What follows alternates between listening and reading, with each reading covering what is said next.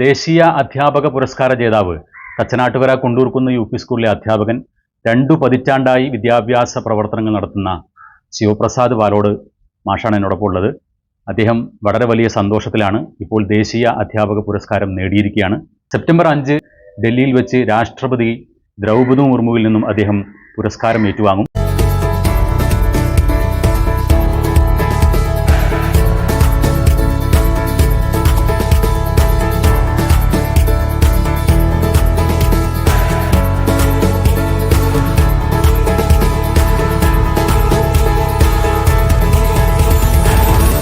കാഴ്ചയിൽ വെല്ലുവിളി നേരിടുന്ന ആളുകൾക്ക് വേണ്ടി സാഹിത്യകൃതികൾ വായിച്ചു നൽകുന്ന ഒരു ഓഡിയോ ബുക്ക് സങ്കേതം, അത് കോവിഡിന്റെ കാലഘട്ടത്തിൽ ആരംഭിച്ചതാണ്. അത് ഇന്നേക്ക് 925ഓളം അവതരണങ്ങൾ അങ്ങനെ കാഴ്ചയിൽ വെല്ലുവിളി നേരിടുന്ന ആളുകൾക്ക് സാഹിത്യകൃതികളായി വായിച്ചു നൽകാൻ സാധിക്കുന്ന ഒരു ചാനൽ, യൂട്യൂബ് ചാനലിലൂടെ അത് അപ്ലോഡ് ചെയ്ത് എല്ലാ ദിവസവും ഓരോ ഓഡിയോ അത്തരം ഒരു സഹായം ആവശ്യമുള്ള ആളുകളിലേക്ക് എത്തിക്കാൻ നമുക്ക് സാധിച്ചിട്ടുണ്ട്. അത് ഇതിനുവേണ്ടി പരിഗണിക്കപ്പെട്ട ഒരു പ്രവർത്തനമായിരുന്നു. സാമൂഹിക സാഹചര്യങ്ങൾ കൊണ്ട്, പല വെല്ലുവിളികൾ കൊണ്ട് പഠനത്തിൽ പിന്നോക്കം നിൽക്കുന്ന അല്ലെങ്കിൽ ആശയവിനിമയ ശേഷികളിൽ പിന്നോക്കം നിൽക്കുന്ന കുട്ടികൾക്ക് വേണ്ടി ഒരു പ്രത്യേക മൊഡ്യൂൾ സ്കൂൾ തലത്തിൽ രൂപീകരിക്കുകയും അത് എൻ്റെ സ്കൂളിലും മറ്റു സ്കൂളുകളിലുമായിട്ട് അതിൻ്റെ പ്രവർത്തന പദ്ധതി വർഷങ്ങളായിട്ട് നടന്നു വരുന്നതുമാണ്. അപ്പോൾ ആ ഒരു പ്രവർത്തനവും ഇതിനു വേണ്ടിയിട്ട് ദേശീയ അവാർഡിന് വേണ്ടി പരിഗണിക്കപ്പെട്ടിട്ടുണ്ടായിരുന്നു. പിന്നെ ഉള്ളത് കുട്ടികൾക്ക് ആവശ്യമായ പഠനോപകരണങ്ങൾ നിർമ്മിക്കുക എന്നുള്ളതാണ്. ഈ പഠനോപകരണങ്ങൾ നമ്മൾ വിചാരിക്കുന്നത് ചുറ്റുപാടിൽ നിന്ന് ലഭിക്കുന്ന വളരെ ഒരു തരത്തിൽ ചിന്തിച്ചാൽ വേസ്റ്റ് ആയേക്കാവുന്ന, മാലിന്യമായേക്കാവുന്ന ചുറ്റുപാടിൽ നിന്ന് ലഭിക്കുന്ന വസ്തുക്കളെ എങ്ങനെ കുട്ടികൾക്ക് പഠിക്കാൻ, ശാസ്ത്രാശയങ്ങൾ പഠിക്കാൻ ആവശ്യമായ പഠനോപകരണങ്ങളാക്കി മാറ്റാം എന്നതിൽ ശ്രദ്ധ വെച്ചുകൊണ്ട് അങ്ങനെ നിർമ്മിച്ച പഠനോപകരണങ്ങളുടെ ഒരു സഞ്ചയം, ഒരു ശേഖരണം സ്കൂളിൽ ശാസ്ത്ര പാർക്കായിട്ട് സെറ്റ് ചെയ്യുകയുണ്ടായിട്ടുണ്ട്. അതും ഈ അവാർഡിന് പരിഗണിക്കപ്പെട്ട ഒരു പ്രവർത്തനമായിരുന്നു.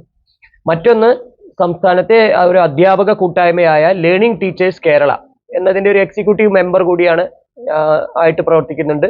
അപ്പോൾ ആ സംഘടന വഴിക്ക്, ആ സംഘടനയുടെ പ്രവർത്തന പദ്ധതിയായി ശാസ്ത്ര പാർക്ക്, അതേപോലെ geo lab, adapted science lab, അതായത് കാഴ്ചയിലും മറ്റു ശാരീരിക വെല്ലുവിളികളും കേൾവിയിലുമെല്ലാം വെല്ലുവിളി നേരിടുന്ന ആളുകൾക്കായി ശാസ്ത്ര പഠനോപകരണങ്ങൾ അനുരൂപീകരിച്ച് അവർക്ക് കൂടി ശാസ്ത്ര പഠനത്തിന്റെ സാധ്യതകൾ തുറന്നു കൊടുക്കുന്ന അഡാപ്റ്റഡ് സയൻസ് പാർക്ക് എന്ന ആശയം കേരളത്തിലുടനീളം നടപ്പാക്കാൻ വേണ്ടി നേതൃത്വം കൊടുക്കാൻ സാധിച്ചിട്ടുണ്ട്. ലേണിംഗ് ടീച്ചേഴ്സ് എന്ന് പറയുന്ന അധ്യാപക കൂട്ടായ്മയോടൊപ്പം വിവിധ ജില്ലകളിൽ ശാസ്ത്ര പാർക്കുകൾ സ്ഥാപിക്കാനും അതിനെക്കുറിച്ച് അധ്യാപകർക്ക് ശില്പശാലകൾ നൽകാനും ഒക്കെ നേതൃത്വം കൊടുക്കാനും സാധിച്ചിട്ടുണ്ട്. ഇത്തരം പ്രവർത്തനങ്ങളാണ് പൊതുവിൽ ദേശീയ അധ്യാപക അവാർഡിന് വേണ്ടി പരിഗണിക്കപ്പെട്ടത് എന്നാണ് എൻ്റെ വിശ്വാസം.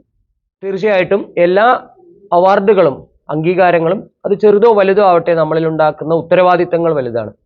അത് നമ്മുടെ തന്നെ ഇന്നലെകളോട് മത്സരിക്കേണ്ട ഒരു കാര്യം കൂടിയാണ്. ഒരു പക്ഷേ കൂടുതൽ മികച്ച ഒരു കരിയർ ഇനിയും നമുക്ക് എത്തിപ്പിടിക്കേണ്ടതുണ്ട്.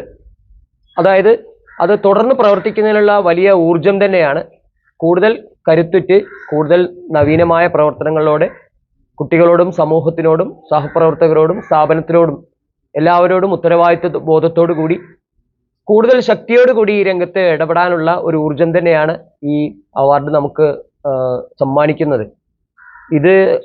ഈ അവാർഡ് ഞാൻ എന്നെ പഠിപ്പിച്ച ഗുരുക്കന്മാർക്കും അതുപോലെ എൻ്റെ മുന്നിലുള്ള പ്രിയപ്പെട്ട കുട്ടികളോടും കേരളത്തിലും ഈ രാജ്യത്തുള്ള അധ്യാപക സമൂഹത്തിനും വേണ്ടി സമർപ്പിക്കുകയാണ്.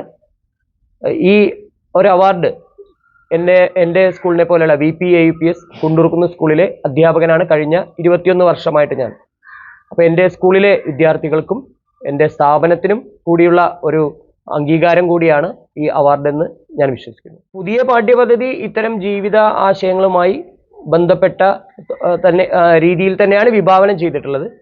പൊതുവിദ്യാഭ്യാസ കാഴ്ചപ്പാട്, ലൈഫ് സ്കിൽസ്, അതായത് ജീവിത ഗന്ധി കൂടി ആയിരിക്കണം വിദ്യാഭ്യാസം എന്ന് തന്നെയാണ്. തൻ്റെ ചുറ്റുപാടിനെ അറിഞ്ഞ് തൻ്റെ തൊട്ടു പരിസരത്തിനെ, അതായത് തൻ്റെ വളരെ അടുത്ത പരിസരത്തിൽ നിന്ന് കുട്ടി കാര്യങ്ങൾ അറിഞ്ഞ് അതിൽ നിന്ന് വലിയ കാര്യങ്ങൾ, ശാസ്ത്രത്തിലേക്ക്, ഉയർന്ന തത്വങ്ങളിലേക്ക് കുട്ടി എത്തുന്ന രൂപത്തിലുള്ള അറിവ് നിർമ്മാണ പ്രക്രിയയിലൂടെ കടന്നു പോകുന്ന, അല്ലെങ്കിൽ ഒരു കുട്ടി സ്വയം പരീക്ഷിച്ചും നിരീക്ഷിച്ചും അറിഞ്ഞും തന്നെ കാര്യങ്ങൾ മനസ്സിലാക്കിയെടുക്കുന്ന രീതിയിലുള്ള ഒരു വിദ്യാഭ്യാസം തന്നെയാണ് കേന്ദ്ര വിദ്യാഭ്യാസ നയവും അതിനെ തുടർന്നുള്ള കേരള വിദ്യാഭ്യാസ നയവും. അപ്പോൾ അതിനുള്ള സാധ്യതകൾ കൂടുതലാണ്. അപ്പോൾ കുട്ടികളെ പരമാവധി നമ്മൾ ക്ലാസ് മുറിയുടെ ഒരു സാങ്കേതികത്വത്തിലേക്ക് ചുരുക്കിയിടാതെ അറിവിന്റെ വാതായനങ്ങൾ, അതേപോലെ തന്നെ നേരിട്ടിട്ടുള്ള അറിവ് ലഭിക്കുന്ന, നേരിട്ടിട്ട് ചുറ്റുപാടിൽ നിന്ന് നേരിട്ട് അറിവ് ലഭിക്കുന്ന ഇടങ്ങളിലേക്ക് കൂടി കുട്ടികളുടെ ശ്രദ്ധയെയും കൊണ്ടുവരേണ്ടതുണ്ട്. അങ്ങനെയാണ് അവർക്ക് നമ്മുടെ നാടിനോട് പ്രതിബദ്ധതയുള്ള ഒരു സമൂഹമായിട്ട് അവരെ കൊണ്ടുവരാൻ കഴിയുള്ളൂ. പൊതുവിദ്യാഭ്യാസ സ്ഥാപനങ്ങളിൽ അത് എല്ലാവരെയും ഉൾക്കൊള്ളുന്നു, അത് എല്ലാവരുടേതുമാണ്. എല്ലാ തരത്തിലുള്ള സമൂഹങ്ങളുടെ എല്ലാ സ്വത്വങ്ങളും അവിടെ അവതരിപ്പിക്കപ്പെടുകയും അവയോടൊത്ത് കുട്ടികൾ വളരുകയും അപ്പോൾ അവരിൽ തന്നെ ഒരു ജനാധിപത്യ ബോധവും സഹജീവി സ്നേഹവും സാമൂഹിക പ്രതിബദ്ധതയും ഒക്കെയുള്ള ഒരു നല്ല മികച്ച തലമുറ എല്ലായ്പ്പോഴും പൊതുവിദ്യാഭ്യാസ സ്ഥാപനങ്ങളിലൂടെയാണ് ഉയർന്നു വരികയുള്ളൂ എന്നാണ് ഞാൻ മനസ്സിലാക്കുന്നത്. 2 പതിറ്റാണ്ടോളം അധ്യാപക മേഖലയിൽ ഇടപെടുന്ന ഒരാളെന്ന നിലയ്ക്ക് പൊതുവിദ്യാഭ്യാസ പ്രസ്ഥാനങ്ങൾ തന്നെയാണ് ശക്തിപ്പെടേണ്ടത്. പൊതുവിദ്യാഭ്യാസ പ്രസ്ഥാനങ്ങളിലൂടെ മാത്രമാണ് ഒരു രാജ്യത്തോട് സ്നേഹമുള്ള, നമ്മുടെ ജീവിക്കുന്ന ചുറ്റുപാടിനോട് സ്നേഹമുള്ള, പ്രതികരണശേഷിയുള്ള ഒരു തലമുറ, ഭാവിയിലേക്ക് നേതൃത്വം കൊടുക്കാൻ പറ്റുന്ന ഒരു തലമുറ ഉയർന്നു വരണമെങ്കിൽ പൊതുവിദ്യാഭ്യാസ സ്ഥാപനങ്ങൾ ഇവിടെ നിലനിൽക്കുകയും കൂടുതൽ കരുത്തോടു കൂടി നിലനിർത്തുകയും വേണമെന്ന് തന്നെയാണ് എൻ്റെ അഭിപ്രായം. ഒരേ സമയം അധ്യാപകനും അതേസമയം രക്ഷിതാവ് കൂടി ആയിരിക്കുന്ന ഒരാളാണ് ഞാനും. കുട്ടികൾ എപ്പോഴും വ്യക്തികളാണ്. ഓരോ കുട്ടിക്കും അവൻ്റെതായ വികാരങ്ങളും വിചാരങ്ങളും ശേഷികളും പരിമിതികളും ഉണ്ടാകും. പരിമിതികളെയല്ല നമ്മൾ ഉയർത്തി കാണിക്കേണ്ടത്, പകരം അവരുടെ ശേഷികളെയാണ് നമ്മൾ ഉയർത്തി കാണിക്കേണ്ടത്. അങ്ങനെ ഓരോ കുട്ടിക്കും അവനവൻ്റെ ശേഷി എന്ത് എന്നും അവനവൻ്റെ അഭിരുചി എന്ത് എന്നും തിരിച്ചറിഞ്ഞ് മുന്നോട്ട് പോകാൻ സഹായിക്കുന്നതായിരിക്കണം രക്ഷിതാവിൻ്റെയും അധ്യാപകൻ്റെയും ഇടപെടൽ. ഒരിക്കലും അടിച്ചേൽപ്പിക്കുന്ന ഒരു നയമായി മാറരുത് കുട്ടിയുടെ വിദ്യാഭ്യാസം. കുട്ടിയുടെ വിദ്യാഭ്യാസത്തിൻ്റെ പുറത്ത് കുട്ടിക്ക് ഒരു സ്വാതന്ത്ര്യം, നമ്മൾ വളരെ വലിയ സ്വാതന്ത്ര്യം നമ്മൾ അനുവദിച്ചു കൊടുക്കണം. അതേസമയം തന്നെ കുട്ടിക്ക്